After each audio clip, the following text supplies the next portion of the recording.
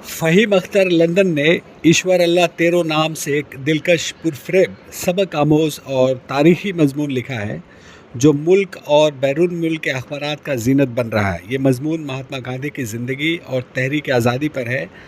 आइए आप भी सुनिए कि उन्होंने इस मज़मून में किस कदर मालूमाती बातें लिखी हैं। महात्मा गांधी एक हिंदुस्तानी सियासी और रूहानी रहनुमा थे जिन्होंने बरतानवी राज के ख़िलाफ़ आज़ादी की तहरीक की क़यादत की। उनका फ़लसफ़ा अहिंसा, अदम तशद्दुद पर मबनी था। उन्होंने सत्याग्रह, सच्चाई की क़ुव्वत और अदम तशद्दुद के ज़रिया इस्तेहसाल और साम्राज्यत के ख़िलाफ़ आवाम को मुतहरिक किया। कहते हैं गांधी जी को भजन और मौसीकी का काफ़ी शौक़ था। गांधी जी का एक भजन जो मकबूल और रघुपति राघव राजा राम था, जो दरअसल श्री लक्ष्मणा आचार्य ने लिखा था। गाने के बोल गांधी जी को इतने पसंद आए कि उन्होंने उसको अपनी ही गीत के वर्जन के लिए तब्दील कर लिया था। ये तरमीम शुदा वर्जन 1930 के डांडी मार्च के दौरान गांधी जी और उनके साथियों ने नारे के तौर पर इस्तेमाल किया था। इस वर्जन को बॉलीवुड की कई फिल्में भी इस्तेमाल किया गया है। गांधी जी के नज़्म में इस वक्त हिंदू और मुसलमानों के दरमियान हम आहंगी को फ़रोग़ देने के लिए ईश्वर अल्लाह तेरो नाम सबको सम्मति दे भगवान जैसी लाइनें शामिल की गई। इसका मतलब ये है कि खुदा के तमाम नाम एक ही आला हस्ती का हवाला देते हैं, बशमूल ईश्वर और अल्लाह। 2 अक्टूबर को पूरी दुनिया गांधी जयंती मनाती है। दुनिया के तकरीबन तमाम ममालिक में जहां हिंदुस्तानी और गांधी नवाज बसे हैं, उस तकरीब को बड़े इज़्ज़त और एहतराम से मनाते हैं। इसके अलावा दुनिया भर में मौजूद हिंदुस्तानी सफारत खाने में ख़ास प्रोग्राम का इनाकाद किया जाता है, जहां सियासतदान, सफारतकार, माहिर तालीम और आम लोग शिरकत करते हैं और गांधी जी के पैगामात पर अमल करने का वादा करते हैं। गांधी जी का लंदन से करीबी रिश्ता रहा है। यही वजह है कि गांधी जी कई बार लंदन तशरीफ़ लाए।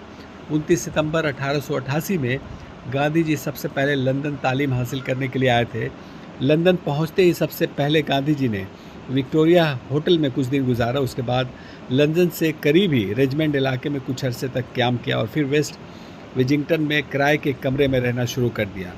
शुरू में गांधी जी ने इंग्लिश जेंटलमैन के तौर पर ज़िंदगी गुजारनी शुरू की, लेकिन बढ़ते हुए अखराजात की वजह से उन्हें अपने ज़्यादातर नए अंग्रेज़ी शौक़ को छोड़ना पड़ा। कानून की तालीम के साथ साथ उन्होंने 1890 में यूनिवर्सिटी ऑफ लंदन में से मैट्रिक का इम्तहान भी पास किया। इस गरीब परवर, ईश्वर और अल्लाह पर यकीन रखने वाले एक मामूली इंसान, जिसकी इंसान दोस्ती और अदम तशद्दुद के एजाज़ में उनका मुजस्समा लंदन के तारीख़ी पार्लियामेंट स्क्वायर में लगाया गया है, जो पैलेस ऑफ वेस्टमिनिस्टर के बिल्कुल करीब है। 14 मार्च 2015 को लंदन में गांधी जी के मुजस्समे की नकाब कशाई की गई थी। गांधी जी के मुजस्समे की नकाब कशाई का एक ख़ास मकसद जनूबी अफ्रीका से हिंदुस्तान वापसी के 100 साला तकरीब थी। यहाँ मैं ये भी याद दिलाता चलूँ कि जनूबी अफ्रीका में गांधी जी को नस्ली भेदभाव के ख़िलाफ़ तहरीक चलाने और हिंदुस्तानियों के हकूक़ के लिए आवाज़ बुलंद करने के जुर्म में मुतअद्दिद बार जेल भी जाना पड़ा था। बरतानिया के 2 मारूफ वज़ीर आज़म बेंजामिन डिसरायली और विंस्टन चर्चिल का मुजस्समा भी यहीं लगा हुआ है। लेकिन सबसे ज़्यादा अहम बात यह है कि गांधी जी के मुजस्समे को विंस्टन चर्चिल के मुजस्समे से बिल्कुल करीब लगाया गया है, जो कि कई मानों में अहमियत का हामिल है। The Gandhi statue memorial trust की गुजारिश पर गांधी जी का मुजस्समा दीगर मुजस्समों के मुकाबले ऊंचाई पर होने के बावजूद सब में छोटा बनाया गया। ये इस बात की तरफ इशारा है कि गांधी जी अपने आप को आम लोगों की तरह ही समझते थे। 1930 में उस वक्त वज़ीर आज़म विंस्टन चर्चिल ने अना से भरपूर एक बात गांधी जी के मुतालिक कही थी कि गांधी एक मामूली सा वकील है जो कि आधे कपड़ों में मलबूस बिल्कुल फ़कीर रखता है। सवान निगार के मुताबिक चर्चिल ने एक बार गांधी जी के मुतालिक ये भी कहा था कि गांधी को एक बड़े हाथी से रोड डालना चाहिए। ये बात चर्चिल ने गांधी जी के सिविल नाफरमानी तहरीक के हवाले से कही थी, जो अंग्रेज़ी हुकूमत के ख़िलाफ़ चला रहे थे। इसके बरक्स अब बरतानिया में गांधी जी को नहायत इज़्ज़त और एहतराम से देखा जाता है। अब यहाँ के आम लोग बरतानिया के नो आबादियाती तारीख़ पर फ़ख्र ना करके गांधी जी की सिविल नाफरमानी तहरीक और अदम तशद्दुद के पैगाम को काफ़ी सराह रहे हैं। मारूफ अंग्रेज़ी मसवीर फ़िलिप जैक्सन ने इस मुजस्समे को तामीर किया है। इससे पहले फ़िलिप जैक्सन ने मलका की मां का भी मुजस्समा बनाया था। 1931 में गांधी जी के लंदन दौरे की एक तस्वीर देखकर मसवीर ने इस मुजस्समे को बनाया है। ये 9 फीट लंबा और उसमें 3/4 टन कांसे का इस्तेमाल किया गया है। गांधी जी पहले हिंदुस्तानी है जिनका मुजस्समा पार्लियामेंट स्क्वायर में लगाया गया है। गांधी जी के वाहिद ऐसी शख्सियत है जिन्होंने कोई सियासी या सरकारी ओहदा कबूल नहीं किया। इस प्रोजेक्ट पर 1 मिलियन पाउंड से ज़्यादा का खर्च आया था। इस मुजस्मे को बनाने के लिए 6 महीने से कम अरसे में रकम इकट्ठा की गई थी। इसके लिए बेशतर अतियात बरतानिया और हिंदुस्तान के लोगों ने दिया है। The Gandhi statue memorial trust के चेयर लॉर्ड मैग्नार्ड देसाई हैं, जिन्होंने इस मुजस्मे की तामीर के लिए 1 मिलियन पाउंड जमा किया था। उन्होंने कहा कि ये रकम लगभग 6 महीने में एहतियात के ज़रिए जमा की गई थी, जिसमें हिंदुस्तानी सनतकार लक्ष्मी मित्तल का नाम काबिल ज़िक्र है, जिन्होंने इस प्रोजेक्ट के लिए 1 लाख पाउंड का अतिया दिया था। 1931 में गांधी जी जब दोबारा लंदन आए तो वह लंदन के गुर्बत ज़दा मशरिक़ी इलाके में ठहरने को तरजीह दी थी। इस दौरान उनसे मारूफ अदाकार चार्ली चैपलिन ने भी मुलाकात की थी। इसके बाद गांधी जी लंकाशायर तशरीफ़ ले गए, जहां अंग्रेज़ मजदूर अपने हकूक़ के लिए जिद्दोजहद कर रहे थे। काटन मिल के एहतजाजी मजदूरों ने गांधी जी से मुलाकात की। गांधी जी ने अंग्रेज़ी मजदूर को खामोश कराते हुए कहा कि अब खामोशी से कुछ लम्हे के लिए मेरी बात सुनिए। मुझे पता है कि चंद महीने से इंग्लैंड में 30 लाख लोग कोई काम नहीं है और आप खाने पीने के लिए सिर्फ रोटी दस्तयाब है।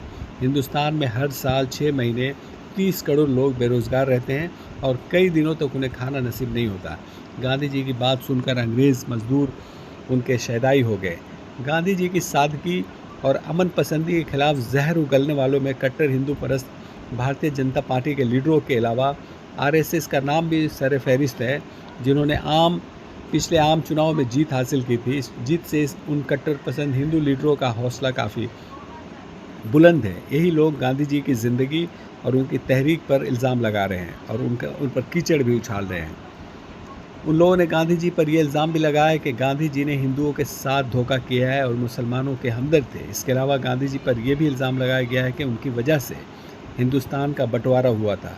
यकीनन कट्टर पसंद हिंदू नाथूराम गोडसे का भी यही यकीन था, जिसने जनवरी 1948 में गांधी जी को गोली मारकर हिलाक कर दिया था।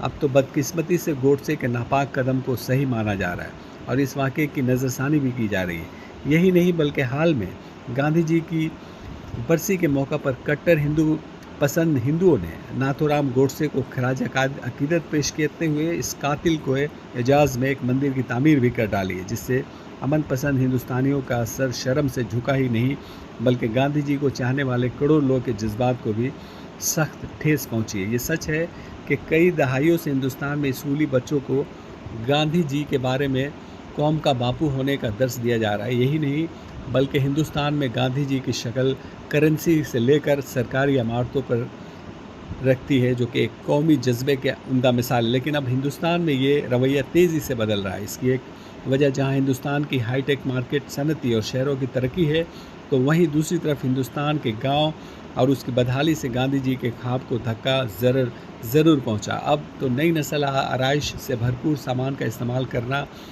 गैर मुल्कियों का सफ़र करना, ये गैर ममालिक में जाकर बसने को ज़्यादा तरजीह देते हैं। इसकी वजह शायद हिंदुस्तान का फ़िरका वाराना माहौल, बदुनवानी या मगरब ममालिक की आराइश, आन और शान या एक बेहतर ज़िंदगी की ख्वाहिश है, जिसकी वजह से गांव की तरक्की और गांधी जी के चरखे की बुनाई अब महज एक कहानी बनकर रह गई है।